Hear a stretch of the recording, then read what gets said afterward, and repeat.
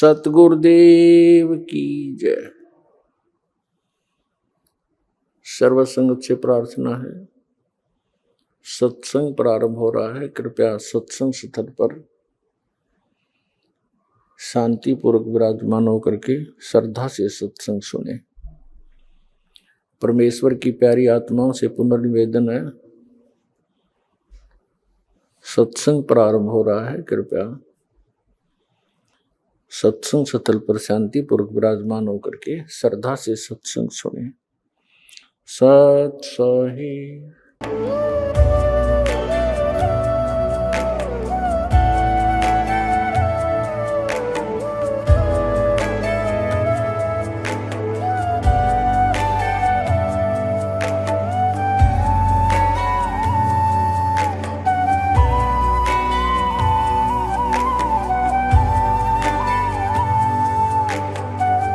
गीता में अर्जुन को स्वयं भगवान कह रहे हैं कि उस परमेश्वर की शरण में जा, उसके लिए उन संतों के पास जा जो तत्वदर्शी हो। इसी प्रकार हजरत मोहम्मद को उनका अल्लाह कह रहा है कि कोई और पूर्ण परमात्मा है, उसको पाने के लिए उन तत्वदर्शी संत की तलाश कर। वो प्रभु कौन है, ये जानने के लिए कृपया अवश्य सुनिए जगत गुरु तत्वदर्शी संत रामपाल जी महाराज के अमृत वचन। उड़ीसा के तीर्थ स्थल पुरी में हर साल जगन्नाथ रथ यात्रा भव्य रूप से आयोजित की जाती है। जगन्नाथ रथ यात्रा का यह महोत्सव 10 दिनों तक अत्यंत धूमधाम से मनाया जाता है, जिसकी शुरुआत आषाढ़ शुक्ल द्वितीया से होती है और समापन दशमी तिथि को होता है। इस महापर्व में शामिल होने के लिए लाखों श्रद्धालु देश विदेशों से आते हैं। भारत सहित कई अन्य देशों में भी यह त्योहार बड़े ही उत्साह के साथ मनाया जाता है।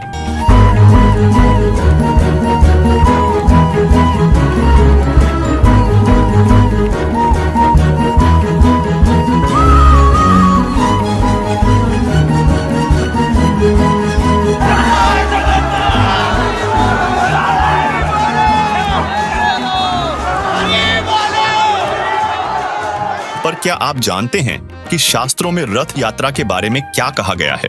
और क्या आप जानना चाहेंगे कि शास्त्रों के अनुसार कौन सी भक्ति क्रियाएं आपको लाभ पहुंचा सकती हैं? तो चलिए इस एपिसोड में जानते हैं जगन्नाथ धाम के सृजन की वास्तविक कहानी और साथ ही साथ इस मंदिर के अनसुलझे रहस्यों को, जिन्हें हर कोई जानना चाहता है।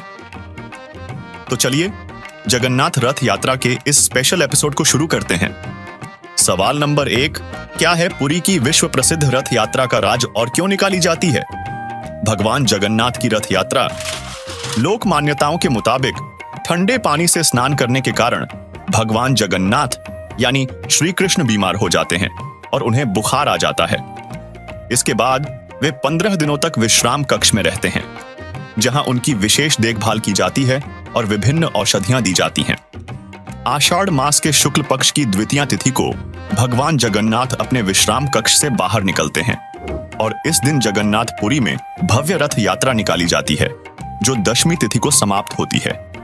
लोक कथाओं के अनुसार भगवान जगन्नाथ यानी श्री कृष्ण बलभद्र और सुभद्रा नगर घूमने के लिए रथ पर निकले थे और बाद में गुंडिचा मंदिर में 7 दिन तक रुके थे। तभी से यह रथ यात्रा की परंपरा चली आ रही है। हालांकि सवाल उठता है कि भगवान श्री कृष्ण के इस साधारण कृत्य को रथ यात्रा का रूप देना कितना सही है। दोस्तों, अगर हम अपने पवित्र ग्रंथों की रोशनी में रथ यात्रा जैसी धार्मिक क्रियाओं पर विचार करें, तो स्वतः प्रश्न उठना चाहिए कि क्या हम सचमुच शिक्षित हैं? और यदि आज भी हम आध्यात्मिक दृष्टिकोण से विवेकपूर्ण निर्णय नहीं ले पाते, तो शिक्षित होने का क्या मतलब रह जाता है? और मुख्य सवाल उठता है कि क्या परंपराओं की बेड़ियों में जकड़े हुए हम ये भी नहीं सोच पाते कि क्या वास्तव में भगवान पानी से बीमार हो सकते हैं? दूसरी तरफ यदि हम पत्थर की मूर्तियों को ही भगवान माने, तो फिर वेद और गीता का ज्ञान किस काम का? विचार करने वाली बात है कि क्या इन शास्त्रों में भी इस प्रकार की किसी रीति रिवाजों का कोई समर्थन है? एक तरफ तो हम श्रीमद् भागवत गीता जी को पवित्र ग्रंथ मानते हैं और दूसरी ओर वे धार्मिक क्रियाएं करते हैं जिनका उल्लेख गीता जी में कहीं भी नहीं है। कुछ लोग तो यहां तक तर्क देते हैं कि गीता जी में इन रीति रिवाजों को न करने का भी तो कोई स्पष्ट उल्लेख नहीं है। तो उन्हें बता दें गीता अध्याय 16 श्लोक 23-24 में लिखा है कि जो व्यक्ति शास्त्र विधि को त्याग कर मनमानी साधना करता है, उसे न तो कभी सुख प्राप्त होता है, न शांति मिलती है, और न ही उसकी गति होती अर्थात मोक्ष नहीं मिलता। अब सवाल उठता है कि क्या सदक ग्रंथों के आधार पर हम अपनी क्रियाओं को तोल सकते हैं, और क्या रथ यात्रा, उपवास, मूर्ति स्नान करवाने आदि से हमें मुक्ति प्राप्त हो सकती है, जिससे स्वसिद्ध होता है कि भगवान श्री कृष्ण जी ने रथ यात्रा के बारे कभी नहीं कहा। वर्तमान में हम शिक्षित हैं और शास्त्र हमारे पास हैं, तो उनका पुनः अध्ययन और मनन करने की आवश्यकता है। अब आप ये विचार करें कि जब गीता जी में ही इसका कोई प्रमाण नहीं है, तो क्या वास्तव में रथ यात्रा की कोई सार्थकता है? दोस्तों, चलिए अब अगले प्रश्न की ओर बढ़ते हैं, जिसमें हम बात करेंगे जगन्नाथ मंदिर में होने वाले चमत्कारों के बारे में। सवाल नंबर 2, क्या यह सच है कि भगवान जगन्नाथ के केवल दर्शन मात्र से ही आत्मा को मोक्ष प्राप्ति होती है और अनेक जन्मों के पाप कर्मों का नाश हो सकता है? क्या इस विश्वास के पीछे कोई धार्मिक और आध्यात्मिक आधार है, या यह मात्र एक लोक मान्यता है? ओडिशा प्रांत के प्रतिष्ठित जगन्नाथ मंदिर में प्रतिवर्ष आयोजित होने वाली भव्य रथ यात्रा में लाखों श्रद्धालु सम्मिलित होते हैं। इस यात्रा की मान्यता है कि भगवान जगन्नाथ के रथ को खींचने या केवल दर्शन मात्र से ही मोक्ष प्राप्ति हो जाती है, और यह 100 यज्ञों के पुण्य फल के समान है। लेकिन दर्शकों, ये क्रियाएं किसी भी तरह से शास्त्र सम्मत नहीं है। गीता और वेदों में कहीं भी इस विधि से मोक्ष प्राप्ति और साधक के पाप नाश का कोई प्रावधान नहीं है। दर्शकों, मोक्ष केवल दर्शन से नहीं, बल्कि पूर्ण गुरु से दीक्षा लेकर मर्यादा में रहकर सतभक्ति करने से ही प्राप्त हो सकता है। जैसे भगवान शिव और माता पार्वती जी सदा साथ रहते थे। पार्वती जी ने शिव जी के दर्शन तो बहुत किए, लेकिन जब तक उन्होंने भगवान शिव को गुरु बनाकर मोक्ष मंत्र प्राप्त नहीं किया, तब तक उनका जन्म मरण होता रहा। जब पार्वती जी का 108वां जन्म हुआ और उन्होंने शिव जी द्वारा बताए गए मंत्र का जाप किया, तब उनका उतना कल्याण हो पाया जितना भगवान शिव जी की उम्र है। अब जरा सोचिए, पार्वती जी तो साक्षात भगवान शिव जी के दर्शन करती थीं, फिर भी उनका कल्याण दर्शन मात्र से नहीं हुआ। जब उनका कल्याण दर्शन से नहीं हो पाया, तो आपका कल्याण केवल मूर्ति के दर्शन से कैसे होगा?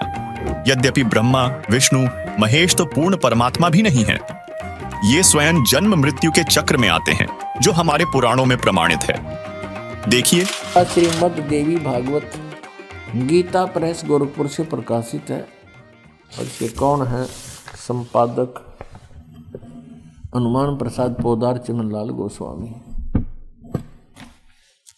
और ये गीता प्रेस गोरखपुर से प्रकाशित है। मुद्रित भी वहीं से है। गीता प्रेस प्रकाशक एवं मुद्रक हैं गीता प्रेस गोरखपुर, गोविंद भवन कार्यालय, कोलकाता का संस्थान। इसके 123 पृष्ठ को ही पढ़ेंगे, इसमें बहुत से संशय दूर हो जाएंगे।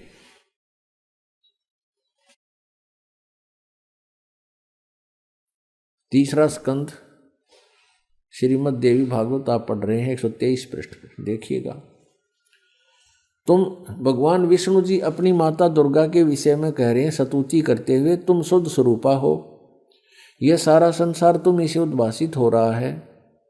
मैं ब्रह्मा और शंकर हम सभी तुम्हारी कृपा से विद्यमान हैं। हमारा आविर्भाव माने जन्म और तिरोभाव माने मृत्यु हुआ करता है। हमारा जन्म और मृत्यु हुआ करता है। केवल तुम ही नित हो, जगत जननी हो, प्रकृति और सनातनी देवी हो। फिर यहाँ कहा है, ये स्पष्ट लिखा है, आविर्भाव माने जन्म। भगवान विष्णु जी स्वीकार कर रहे हैं कि मैं ब्रह्मा और शंकर हम सभी का जन्म और मृत्यु हुआ करता है। केवल तुम ही नित्य हो यानी अविनाशी हो, जगत जननी हो, प्रकृति और सनातनी देवी हो। ये भी याद रखना कि प्रकृति दुर्गा के लिए ही कहा जाता है। भगवान शंकर बोले, देवी यदि महाभाग विष्णु तुम्ही से प्रकट हुए हैं तो उनके बाद उत्पन्न होने वाले ब्रह्मा भी तुम्हारे बालक हुए। फिर मैं तमोगुणी लीला करने वाला शंकर क्या तुम्हारी संतान नहीं हुआ? अर्थात मुझे भी उत्पन्न करने वाली तुम ही हो शिवे। संपूर्ण संसार की सृष्टि करने में तुम बड़ी चतुर हो। इस संसार की सृष्टि, स्थिति और संहार में तुम्हारे गुण सदा समर्थ हैं। उन्हीं तीनों गुणों से उत्पन्न हम ब्रह्मा, विष्णु एवं शंकर नियमानुसार कार्य में तत्पर रहते हैं। आइए अब जानते हैं गीता अनुसार भक्ति की वो विधि जिससे मोक्ष प्राप्ति होती है और परम अक्षर ब्रह्म अर्थात पूर्ण परमात्मा पापों का नाश कर देता है। देखिए पवित्र गीता और वेद। श्रीमद् भगवत गीता अध्याय नंबर 17 के श्लोक नंबर 23 में गीता ज्ञानदाता कहता है, उस परम अक्षर ब्रह्म के पाने का, सच्चिदानंद घन ब्रह्म के पाने का 3 मंत्र का जाप है। ओम तत्सत अपना तो इसने सार्वजनिक कर रखा है और तत् और सत का इसको ज्ञान नहीं, क्योंकि इसने उस समय आवेश में आकर के परमात्मा के उस ज्ञान का नाश कर दिया। फिर परमात्मा आकर वो ज्ञान बोलते हैं स्वयं अपने अन्य रूप धारण करके, तो ये उसको ये इसके एजेंट समझ नहीं पाते। परमात्मा इस तरीके से उसको अपनी वाणी में छुपा कर जाते हैं। फिर या स्वयं आते हैं या अपना दास भेजकर अपने बच्चों तक उस ज्ञान को फिर सार्वजनिक कराते हैं। अब 17वें अध्याय के 23वें श्लोक को फिर दिखाते हैं आपको, देखिएगा। ये श्रीमद् भगवद गीता 17वें अध्याय का 23वां श्लोक दिखाते हैं। अध्याय नंबर 17 का ये 23 नंबर मंत्र है। ओम तत्सत इति निर्देश ब्रह्मणे त्रिविध समर्थ ब्राह्मणा तेन वेदा च यज्ञा च विहिता पुरा। ओम ओम तत् तत् सत सत। ओम तो सीधा है, तत् और सत ये गुप्त है, सांकेतिक है। ऐसे यह 3 प्रकार का सच्चिदानंद घन ब्रह्म का नाम कहा है, वो परम अक्षर ब्रह्म का नाम कहा है। अब प्रसंग चल रहा है, हम वहीं आते हैं। जिनकी आप पूजा करते हो, हम भिखारी बने फिरे थे, सत साधना ना करके, सतपुरुष की पूजा ना करके हम इन भगवानों के आगे हाथ फैलाए फिरते थे और ये कुछ दे नहीं सकते, ये अपना दुख दूर नहीं कर सकते, अपना पाप नाश नहीं कर सकते। तो जब तक हम उस पूर्ण परमात्मा, जैसे यजुर्वेद अध्याय नंबर 5 के मंत्र नंबर 32 में लिखा है, कबीर अंगारी असी बम्बारी असी सवर ज्योति रित धामा असी। कबीर परमात्मा जो कबीर साहब जो है वो पाप नाशक है, पापों का शत्रु, अरी माने शत्रु, बम्बारी बम्ब माने बंधन, अरी माने शत्रु, बंधनों का नाश करने वाला, बंदी छोड़, यानी हम कर्म बंधनों से यहाँ कैद हैं काल की जाल में, और इस बंधनों को कोई काट दे वो बंदी छोड़, कर्म काट दे वो बंदी छोड़, बंध से छुड़ाने वाला। तो कबीर अंगारी हसी बम्बारी हसी बंधनों का शत्रु है। आपको थोड़ा सा हिंट दिखाते हैं। अब कबीर परमेश्वर जी ने कहा था कि वेद मेरा भेद है, मैं ना वेदन के माही, और जौन वेद से मैं मिलूं वो वेद जानते नहीं, कि वेद मेरी महिमा गाते चारों के चारों। लेकिन इन वेदों में मुझे पाने की वे ऑफ वर्शिप नहीं है, पूजा की विधि नहीं है। ये देखिएगा, यजुर्वेद प्रकाशक हैं सार्वदेशिक आर्य प्रतिनिधि सभा 2/5 महर्षि दानंद भवन, रामलीला मैदान, नई दिल्ली से। ये यहाँ से छपा है। मुद्रक है Prince offset printers 1510 Pataudi house, Daryaganj, New Delhi से। इस 5वें अध्याय का 32वां श्लोक आपको दिखाते हैं। ये है 5वां अध्याय 5वां, और ये यजुर्वेद ये 32वां अध्याय श्लोक है, मंत्र है। यहाँ लिख रखा उसी गसी कबीर अंगारी असी। अब हम इसको कबीर बोलते हैं, बै कबीर, ये वह है, हम वह बोला करें। जैसे किसी का नाम वेद प्रकाश होता, हम कहेंगे आ वेद प्रकाश आजा।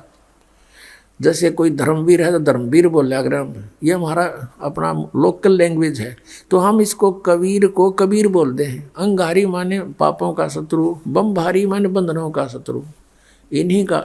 फिर है सवर ज्योति रित धामा असी, ये देखो, हे जगदीश्वर, जिस कारण आप कांतिमान हैं।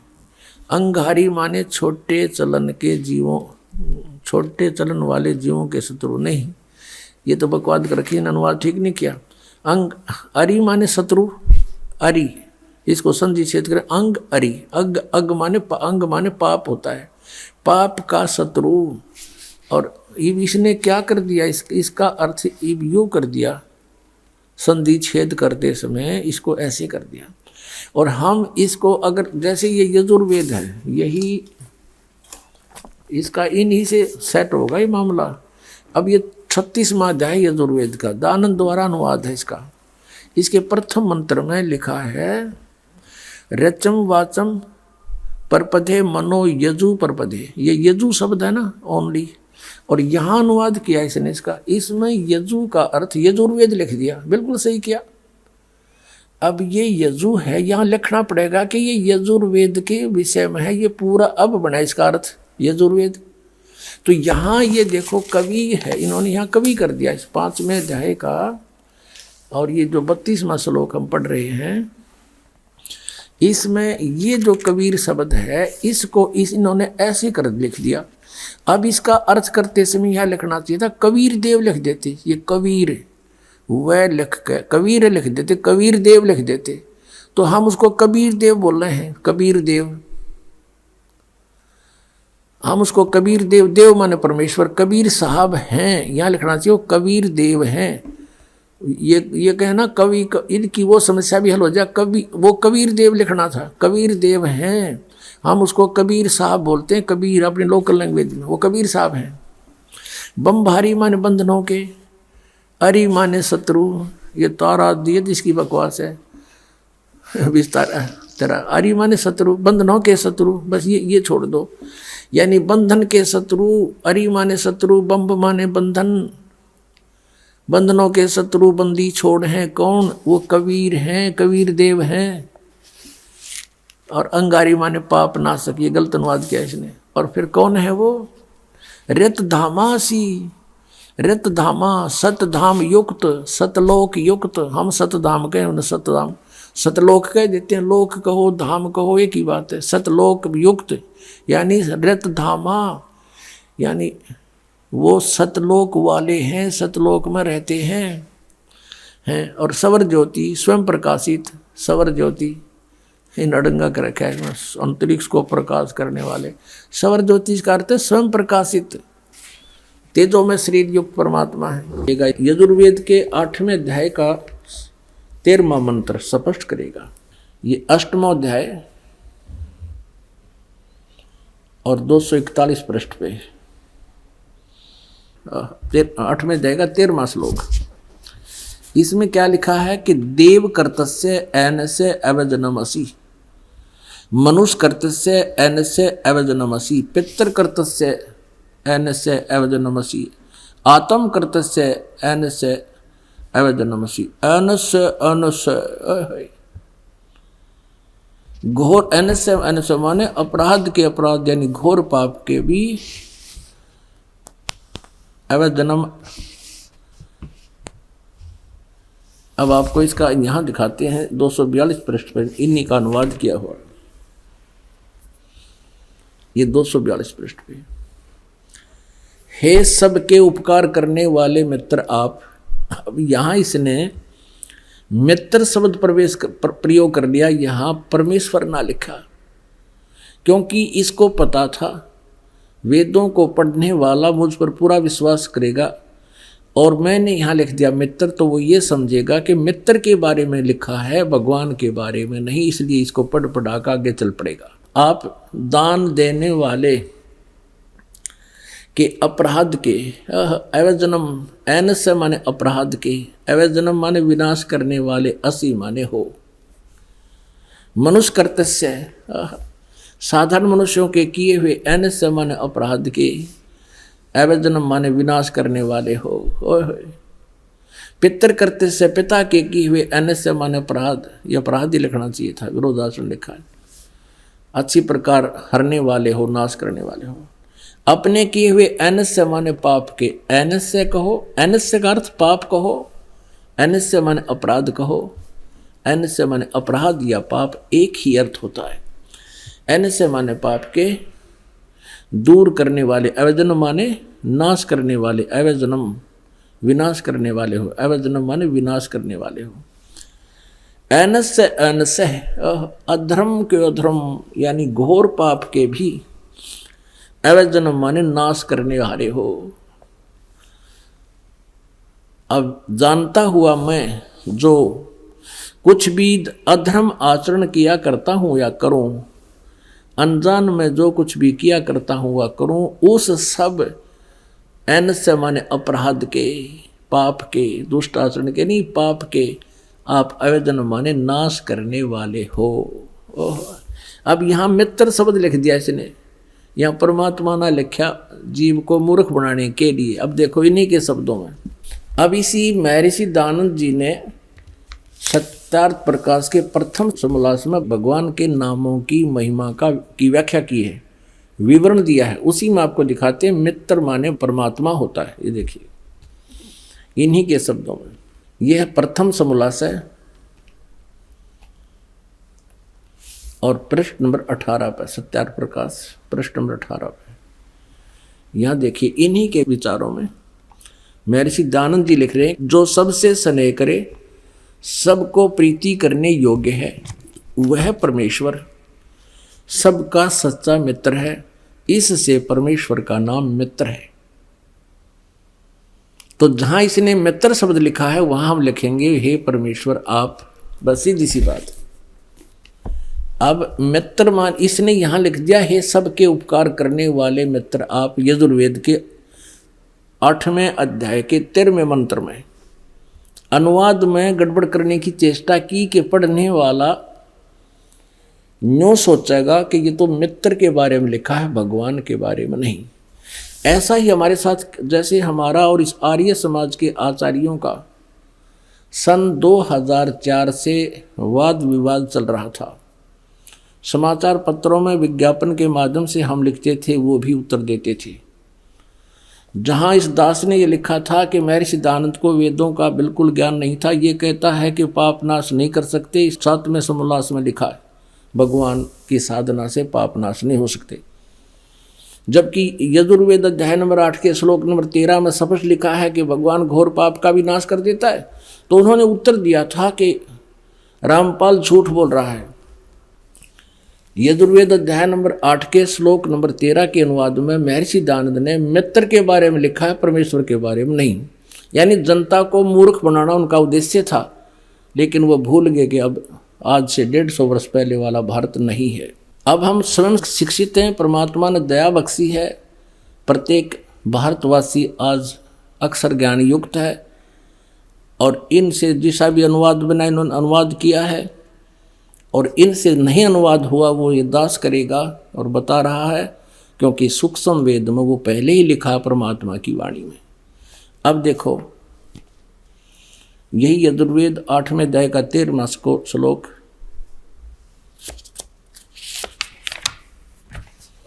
अष्टमो अध्याय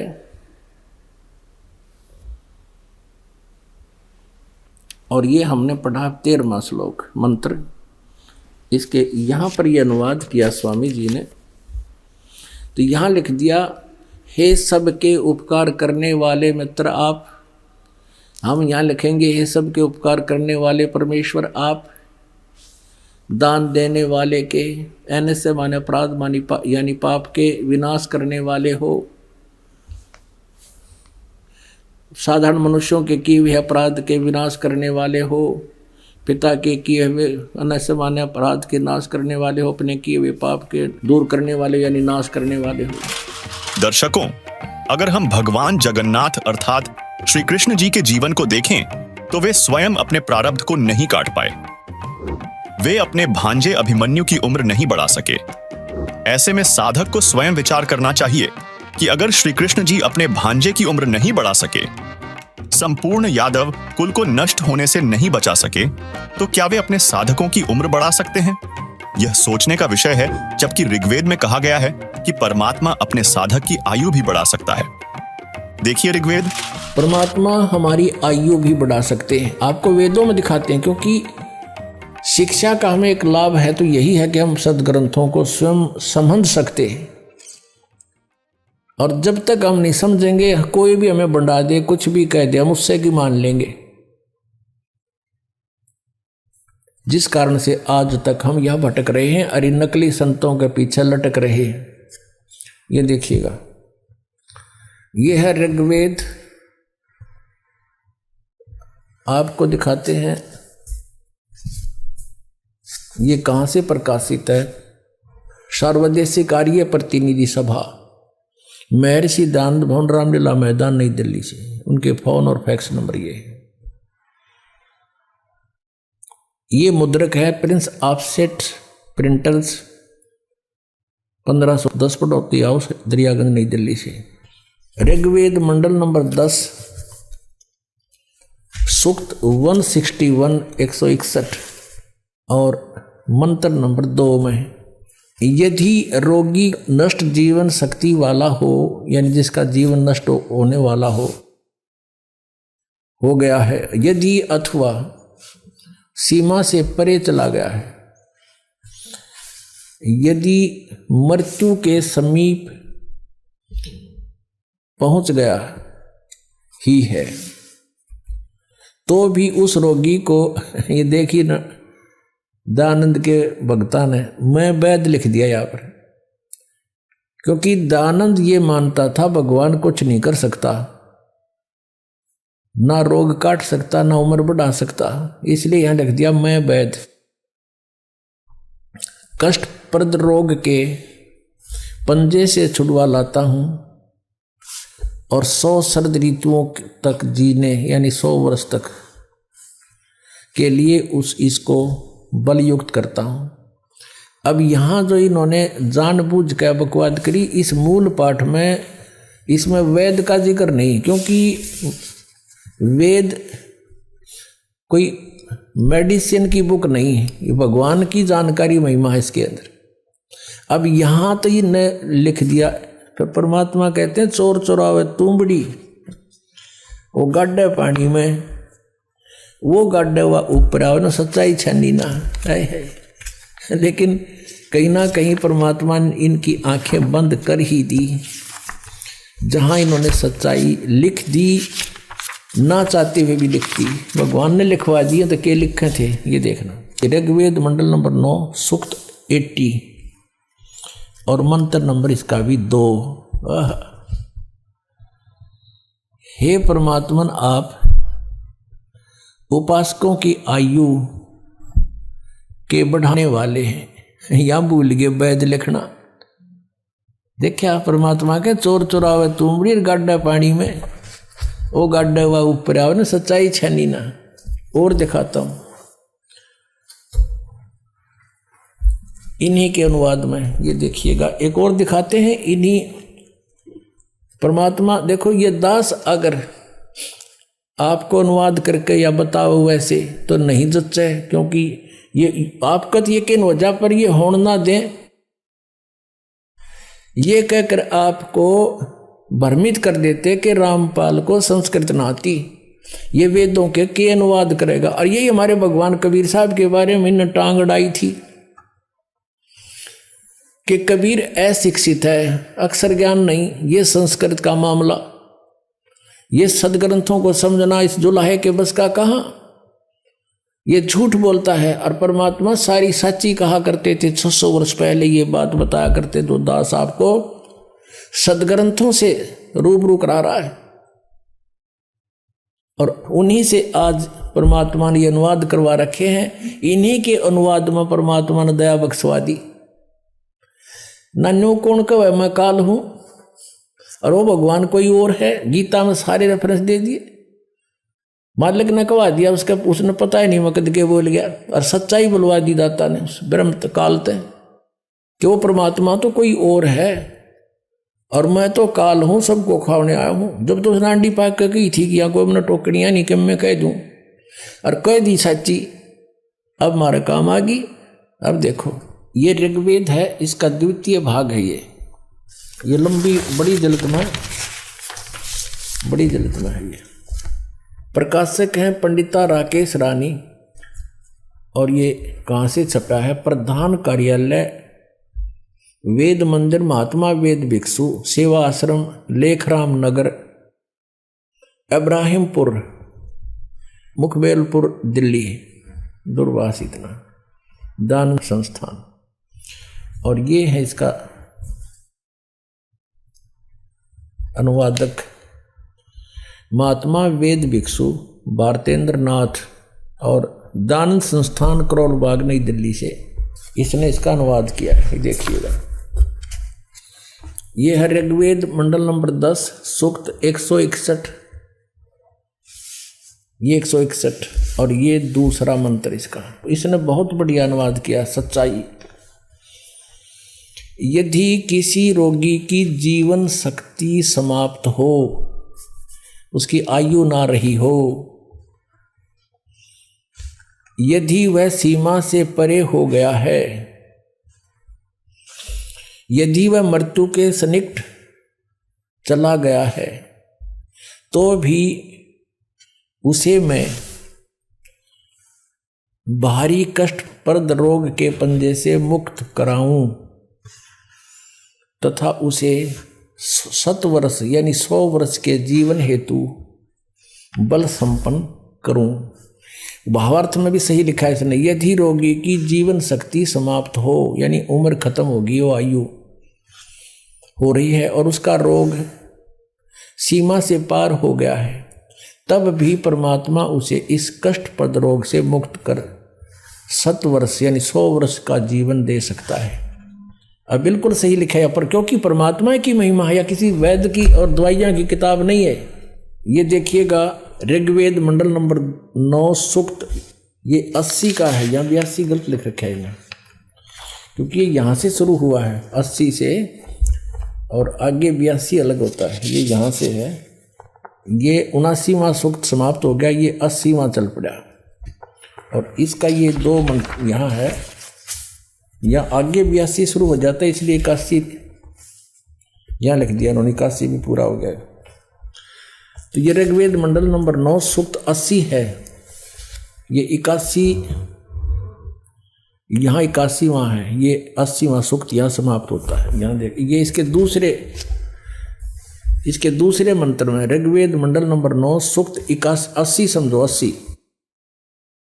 हे परमात्मन, आप उपासकों की आयु के बढ़ाने वाले हैं, जो कि तो बिल्कुल सही किया इसने। अपने आत्माओं, हमने उस परमात्मा की शरण ग्रहण करनी है जिसके गुण वेद गावें। परमेश्वर स्वयं कहते हैं, वेद मेरा भेद है, मैं ना वेदन के माही, और जौन वेद से मैं मिलूं ये वेद जानते ना ही। इन चारों वेदों के अंदर कबीर परमेश्वर कहते हैं मेरा ही गुणगान है। तो दर्शकों, अब तक आपने देखा कि श्री कृष्ण जी अर्थात भगवान जगन्नाथ न तो उम्र बढ़ा सकते हैं, न पाप नाश कर सकते हैं, और ना ही उनके दर्शन मात्र से मोक्ष संभव है, जिससे सिद्ध हुआ कि जगन्नाथ रथ यात्रा से मोक्ष और पाप नाश होने के विश्वास के पीछे कोई धार्मिक और आध्यात्मिक आधार नहीं है, अपितु यह मात्र एक लोक मान्यता ही है। वहीं वेदों के उपरोक्त प्रमाणों से यह स्पष्ट होता है कि वास्तव में जगन्नाथ तो कबीरदेव अर्थात कबीर साहेब जी हैं, जिनकी भक्ति से मोक्ष की प्राप्ति होती है, हमारे पाप नाश होते हैं, और यदि आयु भी समाप्त हो गई हो तो वह भी कबीर साहेब जी बढ़ा देते हैं। सवाल नंबर 3, ओडिशा के रहस्यमयी जगन्नाथ मंदिर का निर्माण किसने करवाया और इसके पीछे की वास्तविक कहानी क्या है? इस अद्भुत मंदिर की निर्माण प्रक्रिया और इतिहास में ऐसे कौन से रहस्य छिपे हैं जो आज भी लाखों भक्तों के लिए अनसुलझे हैं? दर्शकों, ओडिशा में स्थित जगन्नाथ मंदिर एक ऐसा पवित्र स्थल है जहां हर साल लाखों भक्त भगवान जगन्नाथ का आशीर्वाद पाने के लिए आते हैं। यह मंदिर 4 धाम तीर्थ स्थलों में से एक है। मान्यता है कि यहां भगवान विष्णु ने पुरुषोत्तम नील माधव के रूप में अवतार लिया था, जिससे इस मंदिर का महत्व और बढ़ जाता है। तो चलिए इस पवित्र मंदिर के निर्माण के वास्तविक रहस्य को जानते हैं। उड़ीसा में एक इंद्रदमन नाम का राजा था। वो भगवान श्री कृष्ण का पुजारी था, परम भक्त था। स्वप्न के अंदर श्री कृष्ण जी ने दर्शन दिए और कहा कि इंद्र दमन एक मंदिर बना दे और जगन्नाथ नाम रख देना उसका, और एक ध्यान रखना उसमें कोई मूर्ति ना हो, उसमें कोई पाखंड पूजा नहीं होनी चाहिए, और उसके अंदर एक विपर छोड़ देना ब्राह्मण विद्वान, और उसके अंदर श्रीमद् भगवत गीता का पाठ करे, सदग्रंथों का ही आधार बनाकर वो ज्ञान देता रहे। कोई पाखंड पूजा मत करना, उसमें कोई मूर्ति स्थापना मत करना। और उन्होंने खुद जाकर स्वप्न में इंद्र दमन को ले जा करके वो स्थान दिखाया जो समुद्र के किनारे पहाड़ पे था, थोड़ा सा पहाड़ी है, कि यहां बनाना। अब ऐसा कहकर श्री कृष्ण जी चले गए। इंद्र दमन सुबह उठा, उसकी खुशी का ठिकाना नहीं। अपनी पत्नी से कहा कि मुझे आज स्वप्न में परमात्मा दिखाई दिए थे। सारी कहानी बताई और कहा भगवान ने कहा कि एक मंदिर बना दे, और वो स्थान भी दिखाया मेरे को कि यहां बना दे, जगन्नाथ नाम रख देना, उसमें मूर्ति नहीं होनी चाहिए, पाखंड पूजा नहीं होनी चाहिए, कोई विपर छोड़ देना, वो कथा सुनाया करेगा। अब उसकी पत्नी बड़ी धार्मिक थी, वह बड़ी खुशी हुई, क्यों हो हमारे तो भाग जाग गए। अब फिर भगवान ने कह दिया तेरे पास सारा संपन्न है, सारा धन है, बहुत पैसा है, और कर दे शुरू। तो इंद्र दमन ने बहुत से कारीगर बुलाए, उनसे नक्शा तैयार करवाया और जाके कहा कि यहाँ भगवान पहुंचे, वहां पर घूमते फिरते, और बताया कि यहाँ बताया था ये स्थान मंदिर बना दे। अब कारीगरों ने तो दर्दी नीम ज्यों की तो, और मंदिर बना के तैयार कर दिया। अब जो ही मंदिर बन चुका, अगले दिन पूजा करनी थी। उसी दिन समुद्री तूफान उठा, बहुत भयंकर, जैसे साइक्लोन कहते हैं। ये कई बार आता उड़ीसा के अंदर, तो बहुत तबाही मचा देता है, ढा देता है मंजिले मंदिरों उनको, मंजिलों को, मकानों को। ऐसा तूफान उठा 40 फुट ऊंचा, बहुत स्पीड का, ऐसे घूमता हुआ, और मंदिर को खत्म कर दिया, नामो निशान मिटा दिया। दूसरी बार फिर बनाया, दूसरी बार भी ऐसे ही हो गया, तो ऐसी स्थिति में आती। तीसरी बार फिर बनाया, ऐसे ही। चौथी बार फिर बनाया, क्योंकि आदेश था भगवान का। अपने दुर्भाग्य को कोस रहा था कि भगवान के आदेश का मैं पालन नहीं करा। कहने का भाव ये है कि खजाने का कोस भी खत्म हो गया, और 4-5 बार मंदिर ने, ये समुद्र ने ऐसी ही घटना कर दी। राजा बड़ा चिंतित हुआ कि भगवान ने एक सेवा दी थी, मैं वो नीच कर नहीं पा रहा, दुष्ट हूँ, दुर्भाग्य है मेरा कि मुंह दिखाऊंगा भगवान को उसके गोलोक में जाकर। उसकी पत्नी कहने लगी कि चिंता ना करे, मेरे पास मेरे गहने रखे कितने, मैं क्या करूँगी, आप इतनी चिंता करें, और भगवान के दिए हुए इनसे करते। तो उसने सारे गहने बेच के और फिर शुरू किया। क्या हुआ कि वो मंदिर बनकर तैयार हो गया, और उधर से उसने मंदिर बनाने से हाथ खड़े कर लिए, सरेंडर कर दिया था राजा ने। तब उसकी रानी ने कहा कि ऐसे करो, मेरे गहने ले लो, इससे बनवा लो। कहने लगा गहने लेकर भी बनवा दूंगा, पर ये समुद्र पता नहीं कौन से जन्म का दुश्मन है मेरा, ये उबड़ते ही आले है ऊपर। तो स्वप्न में भगवान दिखाई दिए, श्री कृष्ण जी ने, श्री कृष्ण जी दिखाई दिए। उससे पहले परमात्मा आए स्वयं, एक वृद्ध रूप बनाकर, वृद्ध अवस्था में, बड़े ऋषि उम्र के साधु संत का रूप बनाकर, हाथ में माला और छड़ी ले रहे हाथ में, और आके कहने लगे राजन क्यों चिंतित हो आप। राजा ने बताया कि महाराज जी ऐसे ऐसे मंदिर भगवान दिखे थे स्वप्न में श्री कृष्ण जी, उन्होंने मुझे आदेश दिया था कि मंदिर बना दे इस स्थान पर, समुद्र के पास बनाना जहाँ गहरा समुद्र हो। और मैंने उनके आज्ञा अनुसार मंदिर बनवा लिया। और समुद्र पता नहीं के दुश्मनी बरत रहा है मेरे साथ, तभी तोड़ देता है। 3, 4, 5, 6 बार बना लिया मैंने, मेरा तो कोष भी खत्म हो गया। अब कैसे बनाऊं महात्मा। परमात्मा ने कहा कि मैं इस समुद्र को रोकूंगा, अब ये नहीं आएगा, तू मंदिर बनवा। उसकी पत्नी ने फिर सहारा दिया कि मैं गहने दे दूंगी, अब बना लो। लेकिन इंद्र दमन राजा की हिम्मत नहीं पड़ी थी, उसका दिल टूट चुका था। एक दो में घटना हो जाए आदमी उसी में दिक्कत में बहुत चिंतित हो जाता। तो सपने में श्री कृष्ण दिखाई दिए। यह खेल सारे मालिक के ही थे, आपका बना कृष्ण रूप बनाया और कहा कि इंद्रदमन, जो महात्मा तुझे कल मिला था वृद्ध, इसकी शक्ति का कोई वार पार नहीं है। आप इसको खोज कर इसके चरणों में प्रार्थना करना और ये समुद्र रोक देगा। आप इसकी बात पर विश्वास करना। अब इंद्रदमन सूता उठते अपनी पत्नी से, सुबह उठते कहा अपनी पत्नी से कि ऐसे ऐसे श्री कृष्ण जी दिखाई दिए थे। एक महात्मा कल दरबार में आया था और वो बता के गया था कि मैं वहाँ रहता हूँ। लेकर सैनिकों को, बॉडी गार्डों को, अपनी पत्नी को साथ लेकर देखा। वो तो बैठे, वो तो इंतजार कर रहे थे, माला ले रहे हाथ में, एक लीला कर रहे थे। चरणों में मत्था टेका और कहा भगवान आप समुद्र रोक दो, मैं बना दूंगा मंदिर। परमात्मा ने कहा कि एक चबूतरा बना दे, चौरा कहते हैं हम यहाँ, चबूतरा कहते हैं। ये समुद्र जिधर से समुद्र उठकर आता है उस किनारे पर, समुद्र के किनारे पर एक चौरा बना दे, चबूतरा। वहाँ बैठ कर मैं भजन करूँगा भगवान का। वो तो लीला कर रहे थे। भगवान का तो मंदिर टूटने लग रहा, भगवान ना बचा पा रहा जिसको हम भगवान मानते थे। तो परमात्मा बोले ठीक है, चबूतरा तराश का पत्थर बड़ा बढ़िया वो बना दिया, चबूतरा, चौरा बोलते हैं उसको। और वहाँ परमात्मा बैठ के माला लेकर, एक वो समरणी, ऐसे समरणी होती है, ये एक हाथ सारा लेकर बैठ जाते हैं, उसको फावड़ी सी बोल रहे हैं उसको। वो साथ में लेकर बैठ गए। मंदिर बनकर तैयार हो गया, कति और मूर्ति उधर से मालिक ने बनाई दी थी। वह समुद्र एकदम उठा, 40 फुट ऊंचा, और तूफान का रूप धारण किया। और परमात्मा ने ऐसे कर दिया, अब जहां वो था समुद्र वहीं रुक गया। इतना वेग से आ रहा था वो पानी, ऐसा रुक गया जैसे पहाड़ बन जाता है, ना नीचे जावे ना ऊपर, ना आगे ना सरका, वहीं खड़ा हो गया।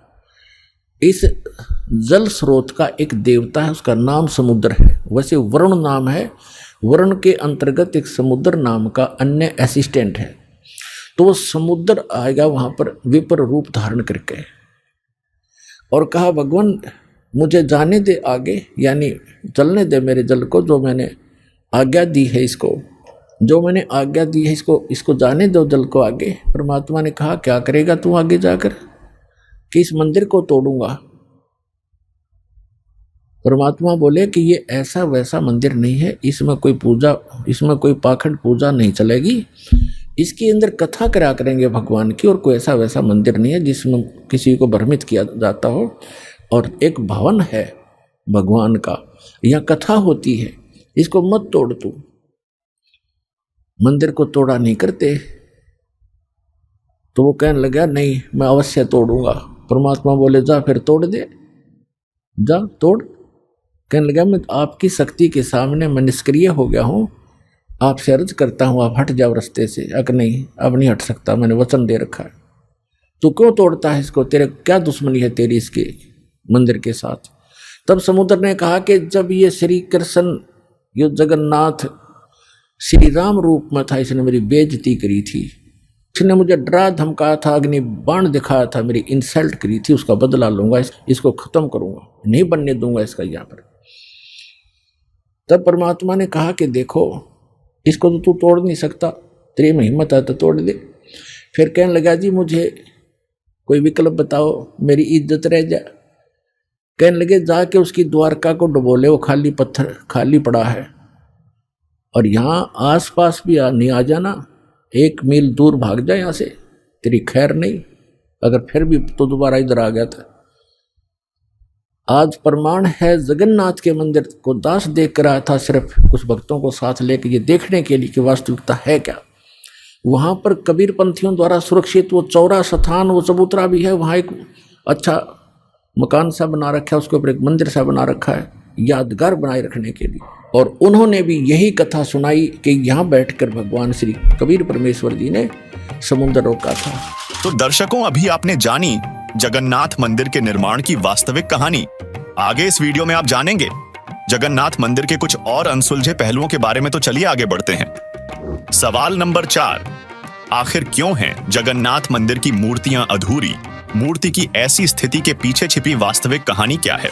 दर्शकों, हिंदू धर्म में अखंड या अधूरी मूर्तियों की पूजा वर्जित मानी जाती है, लेकिन पुरी के जगन्नाथ मंदिर में अधूरी मूर्तियों की पूजा की जाती है। आइए जानते हैं इसकी वास्तविक कथा। अब जो ही वो बनाने मंदिर बन रहा था, इतने में गोरखनाथ जी आ गए। एक क्योंकि वो पहचान तो उसको सके नहीं, परमात्मा ने, कबीर जी ने बताया कि वो गोरखनाथ थे। एक सिद्ध पुरुष थे। राजा से कहा कि राजा, इतना बढ़िया मंदिर बना रहे हो, उसमें मूर्ति होनी चाहिए भगवान श्री कृष्ण और उसकी बहन सुभद्रा की और बलराम की। बगैर मूर्ति के मंदिर कैसा? उन्होंने कहा, राजा ने कहा कि भगवान ने सौपन में मुझे मना किया था कि सौपन तो सौपन ही होता है, हमारे आदेश का पालन करो। लाल आँख कर ली। राजा डर गया, भाई कि देखो ये कोई दुराशीष ना दे दे साधु। तो राजा ने कहा, जी जैसे आपकी इच्छा, और कहा चंदन की लकड़ी से बनवाना। क्या? अच्छा जी। अब कारीगर खोजे, अब मूर्ति बनाकर तैयार करें। तैयार होते होते बिल्कुल तैयार हो जाए मूर्ति, ऐसे बिखर जा, सारी टूट जा, टुकड़े टुकड़े हो जाते। 2-3 बार ऐसे की, ऐसे टुकड़े टुकड़े होगी।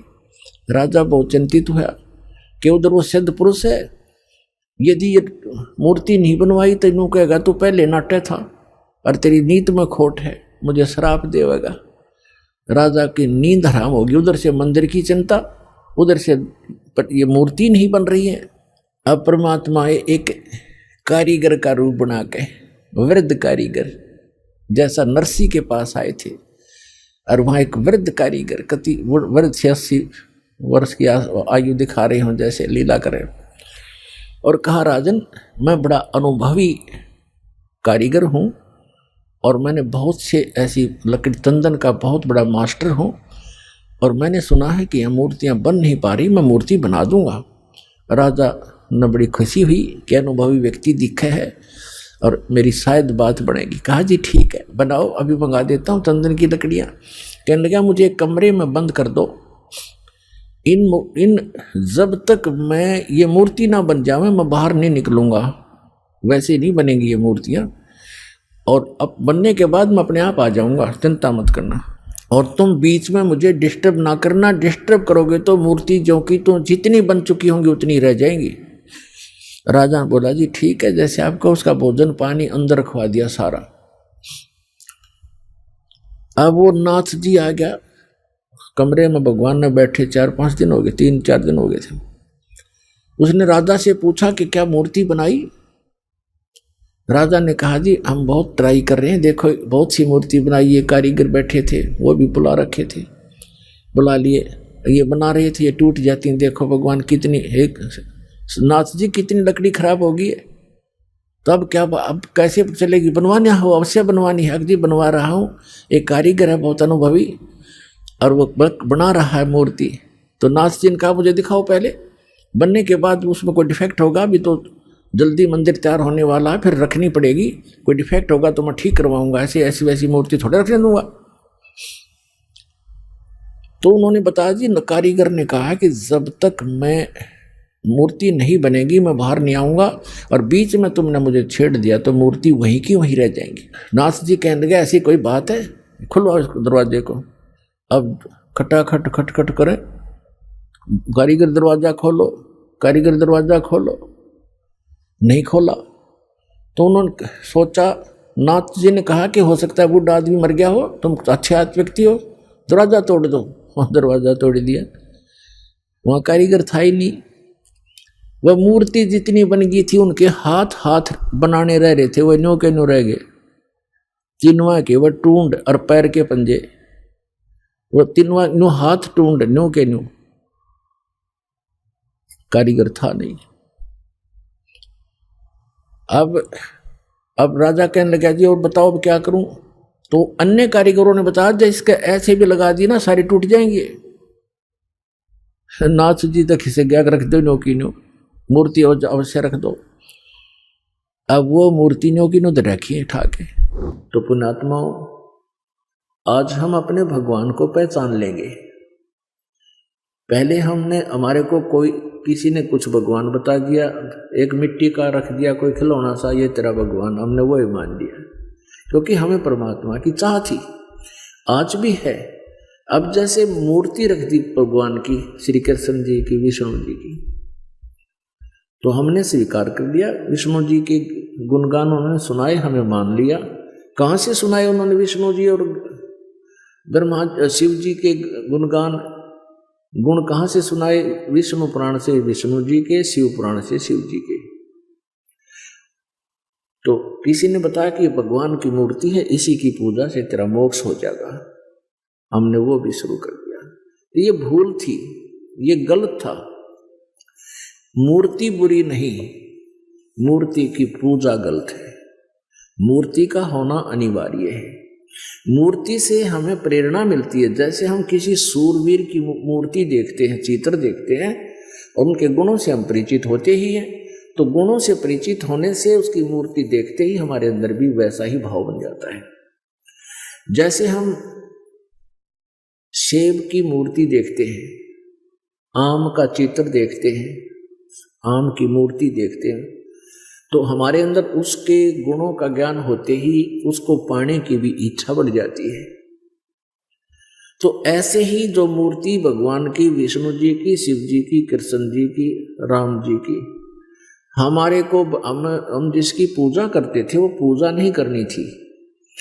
उसकी पूजा से हमें कोई लाभ नहीं होना था मूर्ति की। हमने उस मूर्ति वाले भगवान को पाना है। उस मूर्ति वाले भगवान को पाने से हमें उसके गुणों का, उन गुणों का गुण प्राप्त होंगे, उससे लाभ प्राप्त होगा। जैसे आम की मूर्ति है, सेब की मूर्ति है, हमने उस मूर्ति की पूजा से कोई लाभ नहीं होगा। वो तो इतना ज्ञान करा देगी कि ये सेब है, ये आम है, ये मीठा होता है, इसके ये गुण है। अब मूर्ति वाले सेब को ढूंढना पड़ेगा, ओरिजिनल को, तब हमारा पेट भरेगा। तो कबीर परमात्मा जी मूर्ति के विरोधी नहीं थे, मूर्ति पूजा के विरोधी थे।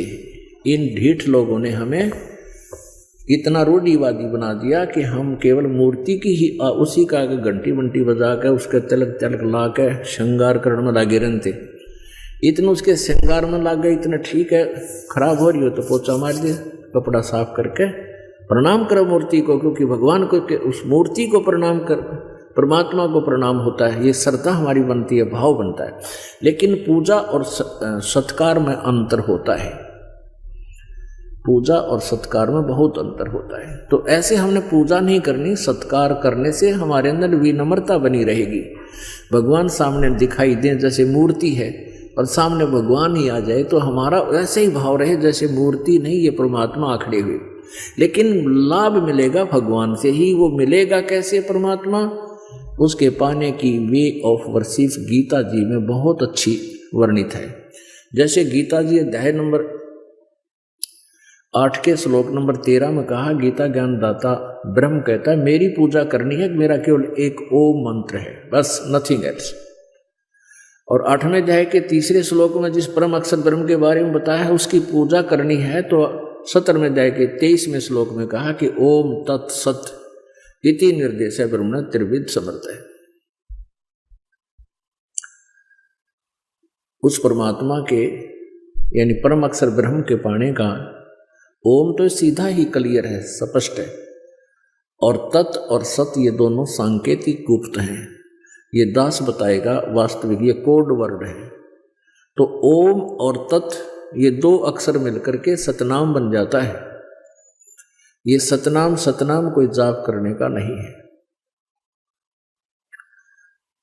और ये ओम ब्रह्म का जाप है, ये तत् सांकेतिक जो दास बताता है, जिसको सतनाम प्राप्त है उनको पता है, ये परब्रह्म का जाप है, यानी अक्षर पुरुष का जाप है।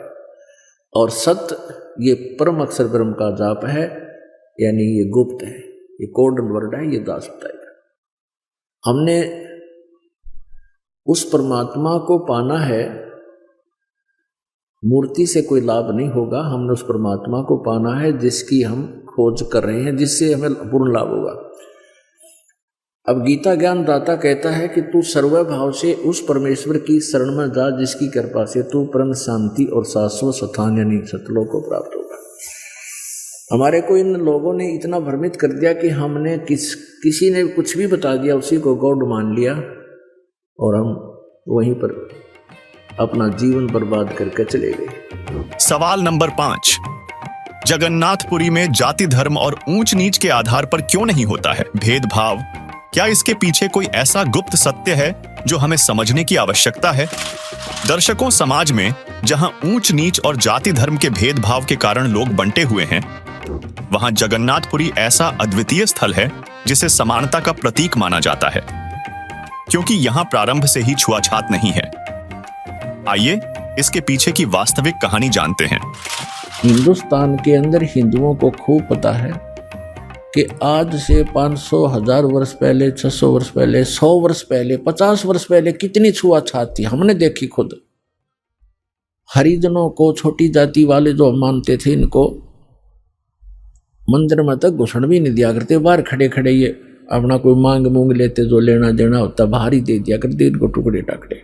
इतनी छुआछात थी, मंदिर में प्रवेश नहीं करने देते थे। केवल पुजारी ही वहां जाते थे या कोई स्वर्ण जाति के ही मंदिर में प्रवेश होते थे। अब आप देखते हो शुरू से जब से जगन्नाथ का मंदिर बना है उसमें छुआछात नहीं है। क्यों? उसमें भगवान बदल गया या विधान बदल गया इन धर्म गुरुओं का? वहां क्यों नहीं छुआछात? कोई जवाब नहीं इनके पास। अब सच्चाई क्या है ये दास बताएगा। अब जब वो मंदिर बनकर तैयार हो गया और मूर्ति स्थापना कर दी, अगले दिन उसकी पूजा करनी थी। वो प्राण प्रतिष्ठा का है ना, वो करनी थी। देख अकल मारी जा रही हमारी। कारीगर तो मूर्ति बनावे और पुजारी उसमें प्राण डाल है और फिर हम पूजा उस पत्थर ने। बता, ये थी पूजा हमारी। प्राण उसमें प्राण प्रतिष्ठित करे था, करें पुजारी, आगे भी इसमें प्राण डाल दिए, फिर भगवान खा करेगा जब हमने प्राण डाल दिए उसमें।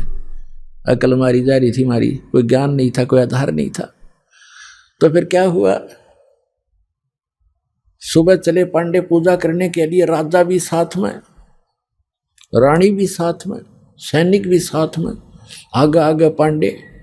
और परमात्मा वहां घूमते थे। उनको पता था ये शूद्र है। ब्राह्मणों को, पंडितों को पता था कि शूद्र है।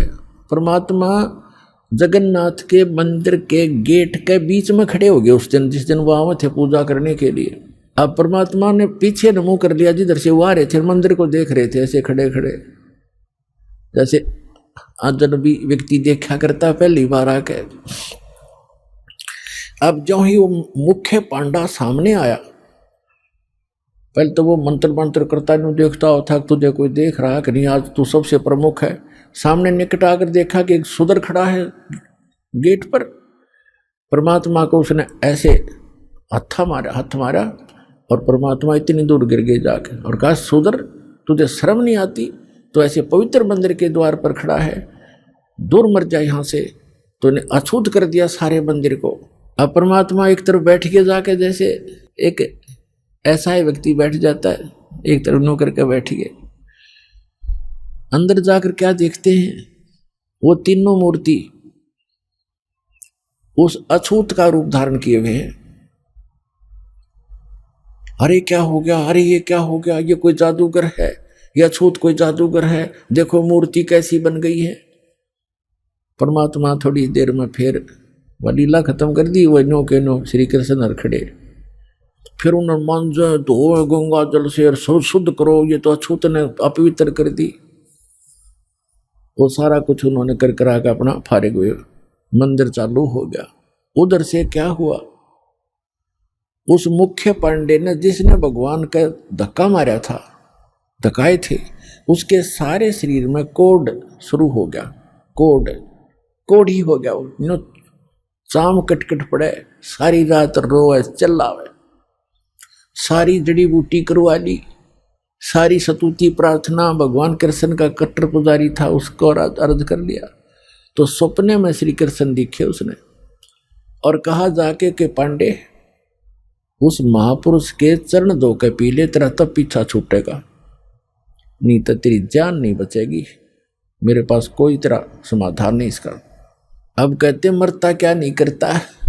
उसने अपने साथी पांडे बुलाए और कहा, भी भगवान ने ऐसे ऐसे कहा है मेरा बुरा हाल है। और ऐसे आदेश दिया है भगवान ने, क्या करूं मैं? वो कहने लगे क्या फर्क पड़ता है, जान बच जाएगी। और चल चरणामृत ले ले, उसके माफी मांग ले, क्षमा याचना कर ले। परमात्मा बैठे थे वहां, घूमया करते हो तो काम ही सारे थे। अब वो पांडा तो लेकर चल रहा कटोरे में जल, चरणामृत बनाऊंगा। वो निकट आओ, परमात्मा आगे को चल दे। अके नहीं पांडे, दूर रहना, हम अछूत है, दूर रहना, अछूत है। और वो हाथ जोड़े, महाराज डट जाओ, महाराज जी रुक जाओ, मैं मर गया, मेरा बुरा हाल है। कि नहीं आप अछूत, आपको अछूत के निकट नहीं आना चाहिए। अब काफी देर उनकी रिहर्सल करके रैली काट गए, तब बैठ गए एक पत्थर पे। अकबोल क्या कहना चाहते हो? उन्होंने कहा जी ऐसे ऐसे मुझे कोड लग गया, मेरा कुछ समाधान बताओ। आपके चरण धोकर पीऊंगा, श्री कृष्ण जी ने बताया है। परमात्मा बोले चरण धोना अच्छी बात है, लेकिन केवल चरण धोने कर पीने से नहीं बनेगी बात। मैं जो कहूं वो करना पड़ेगा, अगर जो कहोगे वही कर लूंगा। इस मंदिर के अंदर कोई छुआछात नहीं होगी। यदि तुमने छुआछात की तो तुम्हारी सबकी यही दशा फेर हो जाएगी, जो भी इसमें छुआछात करेगा। अब सुनिए सूक्ष्म वेद में वर्णित जगन्नाथ मंदिर के रहस्य को शब्द के माध्यम से। अर्ध रात्रि बीत गई थी, सौपन में दिखे घनश्याम, इंद्र दमन एक मंदिर बनवा दे, जगन्नाथ हो जिसका नाम। इंद्र दमन एक मंदिर बनवा दे, जगन्नाथ हो जिसका नाम। अर्ध रात्रि बीत गई थी, सौपन में दिखे घनश्याम, इंद्र दमन एक मंदिर बनवा दे, जगन्नाथ हो जिसका नाम। इंद्र दमन एक मंदिर बनवा दे, जगन्नाथ हो जिसका नाम। सुन राजा एक भवन बना दे, संग समुद्र गहरा हो, गीता जी का ज्ञान चले वहां, विपर कथा कोई कह रहा हो। ना मूर्ति न पाखंड पूजा, वो सहज स्वभाव से रह रहा हो। योग युगत की विधि बतावे, जिससे मन इंद्री पर पैरा हो। कलयुग में जो नाम जपेगा, उसके सरेंगे सारे काम। इंद्र दमन एक मंदिर बनवा दे, जगन्नाथ हो जिसका नाम। इंद्र दमन एक मंदिर बनवा दे, जगन्नाथ हो जिसका नाम। अर्ध रात्रि बीत गई थी, सौपन में दिखे घनश्याम, इंद्र दमन एक मंदिर बनवा दे, जगन्नाथ हो जिसका नाम। 5 बार मंदिर बनवाया श्री कृष्ण जी के कहने से, मंदिर टूटा अवशेष बचाना, वो तेज समुद्र बहने से। 5 बार मंदिर बनवाया श्री कृष्ण जी के कहने से, मंदिर टूटा अवशेष बचाना, वो तेज समुद्र बहने से। कहे कबीर अब मंदिर बनवाओ, यो टूटे ना मेरे रहने से। 6 बार मंदिर बनवाया राजा न रानी के गहने से। कहे कबीर अब मंदिर बनवाओ, ये टूटे ना मेरे रहने से। 6 बार मंदिर बनवाया राजा ने रानी के गहने से। कह श्री कृष्ण ये पूर्ण ब्रह्म कबीर यही है, इसके चरणों में कर ले प्रणाम। इंद्र दमन एक मंदिर बनवा दे, जगन्नाथ हो जिसका नाम। इंद्र दमन एक मंदिर बनवा दे, जगन्नाथ हो जिसका नाम। अर्ध रात्रि बीत गई थी, सौपन में दिखे घनश्याम। इंद्र दमन एक मंदिर बनवा दे, जगन्नाथ हो जिसका नाम। कहे कबीर एक चबूतरा बनवाओ, जहां राम नाम लो लाऊंगा। जिस पर बैठ मैं संग समुद्र को रोकूं और मंदिर को बचाऊंगा। कहे कबीर एक चौरा बनवा दे, जहां बैठ राम नाम लो लाऊंगा। जिस पर बैठ समुद्र को रोकूं और मंदिर को बचाऊंगा। अब कहे समुद्र उठो भगवान, मैं मंदिर तोड़ने जाऊंगा। राम रूप में इसने मुझे सताया, वो बदला लेना चाहूंगा। कहे समुद्र उठो भगवान, मैं मंदिर तोड़ने जाऊंगा। राम रूप में इसने मुझे सताया, वो बदला लेना चाहूंगा। अग्नि बाण से इसने रास्ता मांगा और कहा था मुझको नीचे गुलाम। इंद्र दमन एक मंदिर बनवा दे, जगन्नाथ हो जिसका नाम। इंद्र दमन एक मंदिर बनवा दे, जगन्नाथ हो जिसका नाम। अर्ध रात्रि बीत गई थी, सौपन में दिखे घनश्याम। इंद्र दमन एक मंदिर बनवा दे, जगन्नाथ हो जिसका नाम। इंद्र दमन एक मंदिर बनवा दे, जगन्नाथ हो जिसका नाम। श्री कृष्ण जी की पूरी द्वारका, परमात्मा ने कहा समुद्र से, श्री कृष्ण जी की पूरी द्वारका उस पर जाकर लाओ घात। इधर समुद्र बहर जो आ गया तो ठीक नहीं रहेगी बात। कृष्ण जी की पूरी द्वारका उस पर जाकर लाओ घात। और सुनो समुद्र जब इधर फिर आ गया ठीक नहीं रहेगी बात। एक मील वो सागर हट गया, जोड़ करके दोनों हाथ। और पूरी द्वारका डबोली थी, वो श्री कृष्ण जी की बिगाड़ी जात। एक मील समुद्र हट गया, जोड़ करके दोनों हाथ। और पूरी द्वारका डबोली फिर श्री कृष्ण जी की बिगाड़ी जात। पर्वत की जो रुक्या समुद्र, पर्वत की जो रुक्या समुद्र, ऐसे जगन्नाथ का बन गया धाम। इंद्र दमन एक मंदिर बनवा दे, जगन्नाथ हो जिसका नाम। इंद्र दमन एक मंदिर बनवा दे, जगन्नाथ हो जिसका नाम।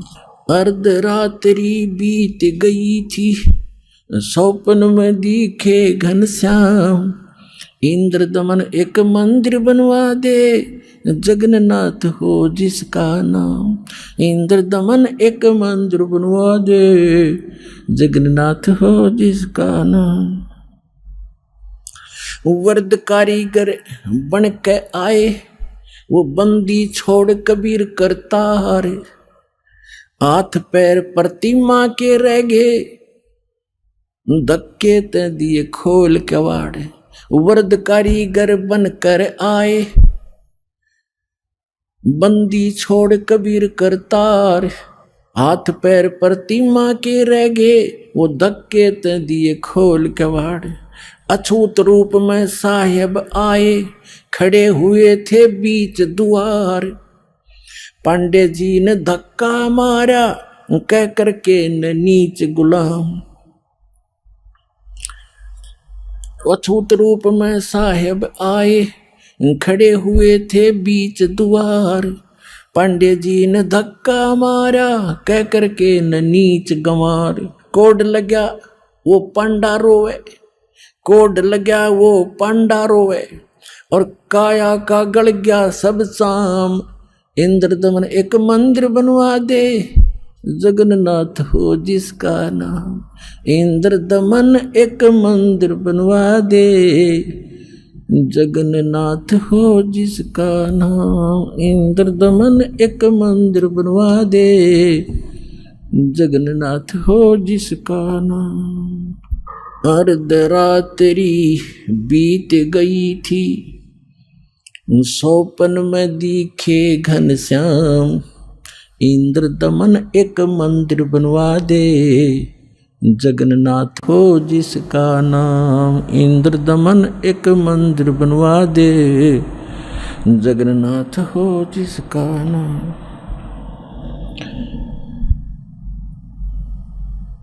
चरण धो पांडे न पिए, चरण धोकर पांडे न पिए, ज्यों की तो फिर होगी खाल। और कहे कबीर सुनो सब पांडा, यहाँ पर छुआ छात की न चाल चाल। चरण धोकर पांडे न पिए, ज्यों की तो फिर होगी खाल। कहे कबीर सुनो सब पांडा, यहाँ छुआ छात की न चाल चाल। जय कोई छुआ छात करेगा, उसका भी होगा यही हाल। एक पत्तल में दोनों जिम्मे, वहाँ पंडा गुलाम रामपाल। जय कोई छुआ छात करेगा, उसका भी होगा यही हाल। एक पत्तल में दोनों जिम्मे, पंडा गुलाम रामपाल। इसमें कौन सा भगवान बदल गया, ओ हे कृष्ण ओ हे राम। इंद्र दमन एक मंदिर बनवा दे, जगन्नाथ हो जिसका नाम।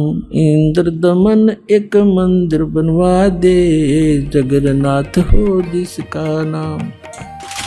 दर्शकों, आज के इस एपिसोड में हमने जाना कि जगन्नाथ रथ यात्रा से साधक को कोई लाभ प्राप्त नहीं होता। इसके साथ ही हमने यह भी समझा कि असली जगन्नाथ जो साधक को सर्व सुख और पूर्ण मोक्ष प्रदान कर सकता है, वह कोई और नहीं बल्कि कबीरदेव यानी कबीर साहिब जी ही हैं।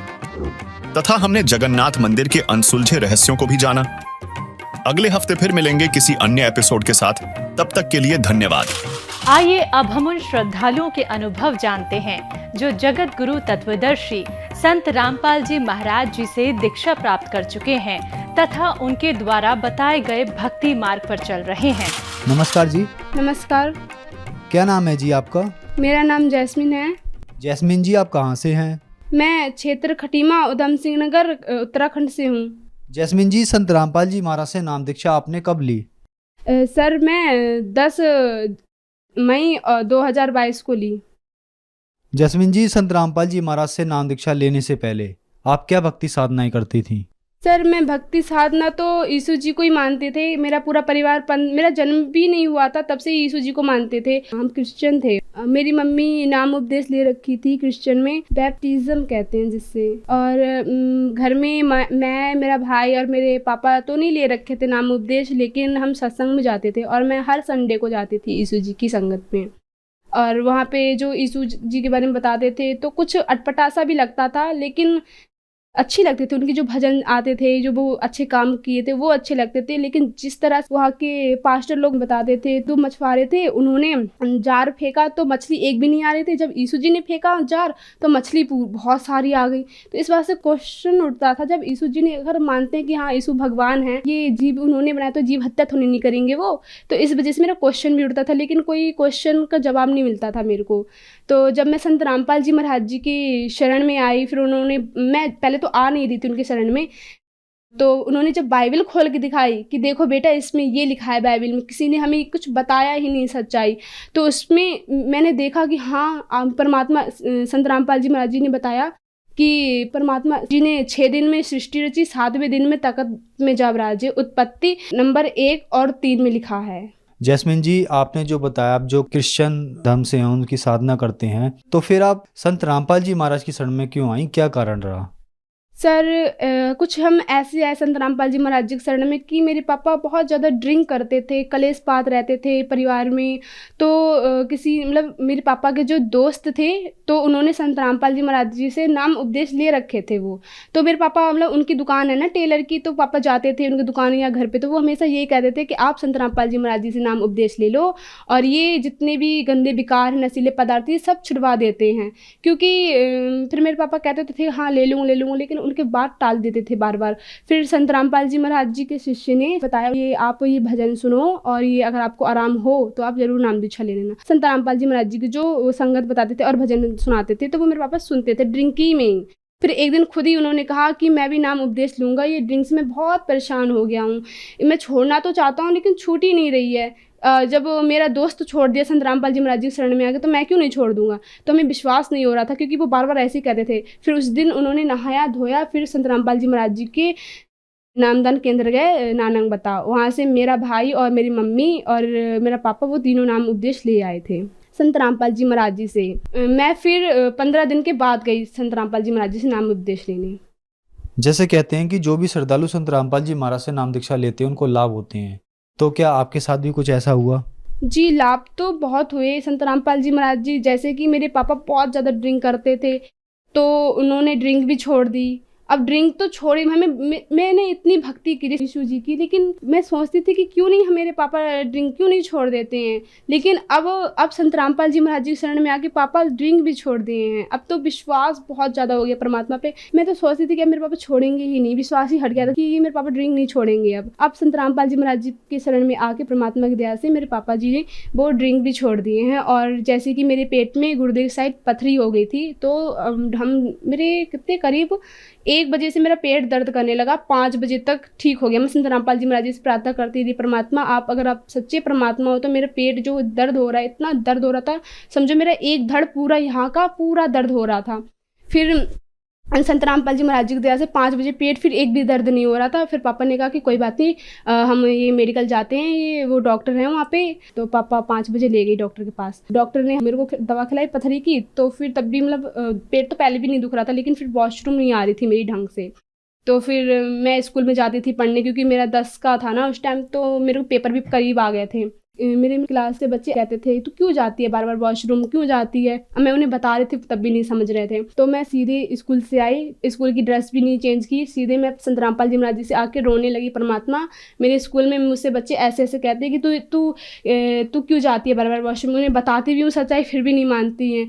तो फिर मैं जैसे ही फिर वॉशरूम गई तो संत रामपाल जी महाराज जी की दया से फिर पथरी निकल गई थी मेरी। और भी जैसे कि मेरी मम्मी का कान में पानी पड़ गया था तो उनका कान बंद हो गया था, सुनाई भी नहीं दे रहा था, उन्हें एकदम से चक्कर बहुत खींच के आते थे। तो वो फिर मतलब संत रामपाल जी महाराज जी से अरदास की कि परमात्मा मेरा कान बंद हो जाता है, सुनाई भी नहीं देता है।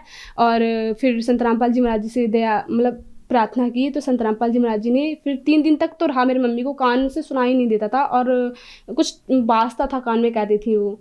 फिर संत रामपाल जी महाराज जी की दया से वो कान का जो सुनाई नहीं देता था वो भी फिर ठीक हो गया बिगड़ दवा ले। सर आर्थिक स्थिति तो हमारी बहुत ख़राब थी क्योंकि मेरे पापा भी ड्रिंक भी करते थे। क्योंकि पहले मेरे पापा टीचर थे ना, वो तो 5 साल तक टीचर रहे थे, वो सरकारी टीचर। तो उनकी जॉब किसी कारणवश उनकी जॉब छूट गई थी तो वो और डिप्रेशन में आके ड्रिंक करने लगे। फिर पापा और ज़्यादा ड्रिंक करने लगे, मतलब 7 साल से करते करते बहुत ज़्यादा बढ़ते गए।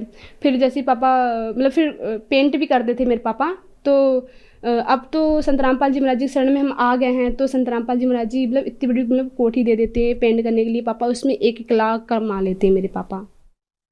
जैसे कि आपने बताया कि आप क्रिश्चियन फैमिली से हैं, तो संत रामपाल जी महाराज तो ज़्यादातर वेदों का वगैरह का ज्ञान देते हैं, तो आपको संत रामपाल जी महाराज ने ज्ञान के बारे में क्या बताया आपके धर्म ग्रंथों के अनुसार? सर संत रामपाल जी महाराज जी ने हमें, मैं सत्संग गई थी, नाम उपदेश नहीं लिया था क्योंकि संत रामपाल जी महाराज जी का पहले ये है जो अगर जो भी नाम दीक्षा ले तो पहले वो सत्संग सुने और मतलब ज्ञान देखे परमात्मा का, तब आए फिर नाम दीक्षा लेने। फिर मैं गई, मेरे मम्मी पापा ले गए मेरे को सत्संग सुनाने। फिर मैं गई खटीमा, तो वहाँ पे गुरुजी स्वयं बाइबल खोल रहे थे।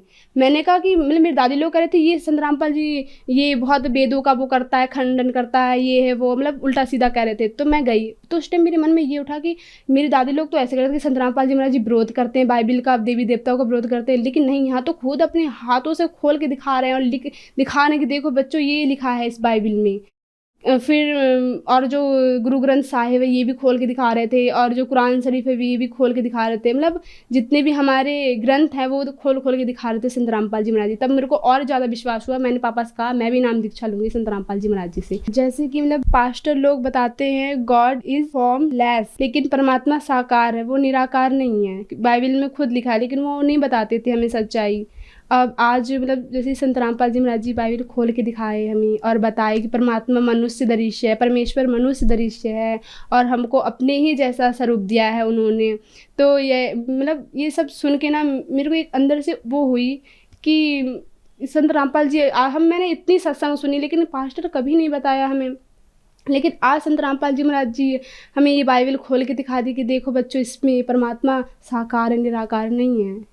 बाइबल में उत्पत्ति में लिखा है परमेश्वर ने कि जो मनुष्य के लिए खाने के लिए बनाए हैं वो जैसे बीज वाले पौधे और फल फ्रूट बनाए हैं मनुष्य के लिए खाने के लिए, लेकिन ये जो हम लोग खाते हैं ये नॉन वेज वगैरह ये नहीं दिया है खाने के लिए, उन्होंने नहीं कहा है।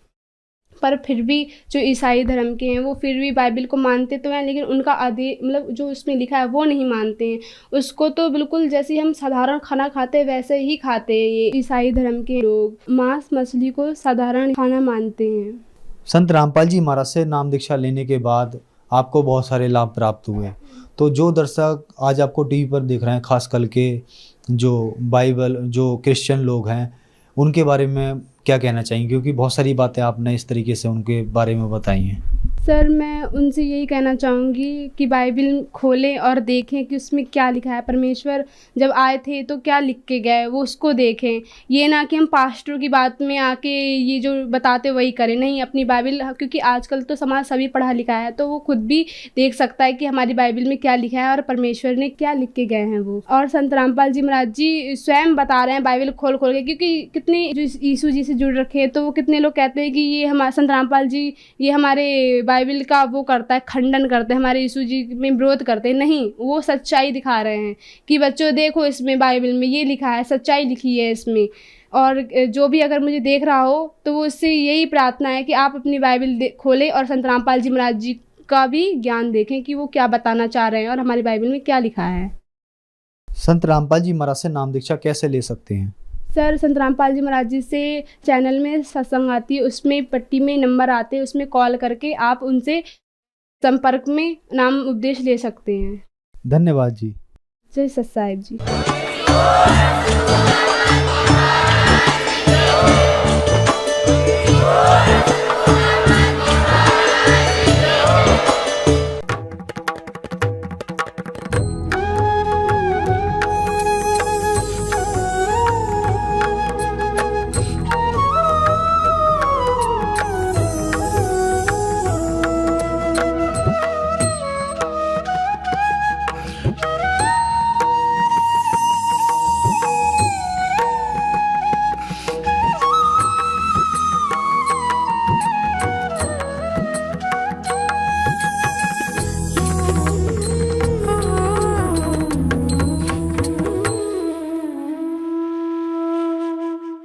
आप सुन रहे थे जगत गुरु तत्वदर्शी संत रामपाल जी महाराज जी के मंगल प्रवचन। अधिक जानकारी के लिए विजिट कीजिए हमारी वेबसाइट www.jagatgururampalji.org। संत रामपाल जी महाराज जी के शुभ आशीर्वाद से पूरे विश्व भर में 500 से भी ज्यादा नाम दीक्षा केंद्र हैं, जिन पर संत रामपाल जी महाराज जी द्वारा ऑनलाइन निशुल्क नाम दीक्षा दी जा रही है। अपने नजदीकी नाम दीक्षा केंद्र का पता करने के लिए संपर्क करें 8222880541।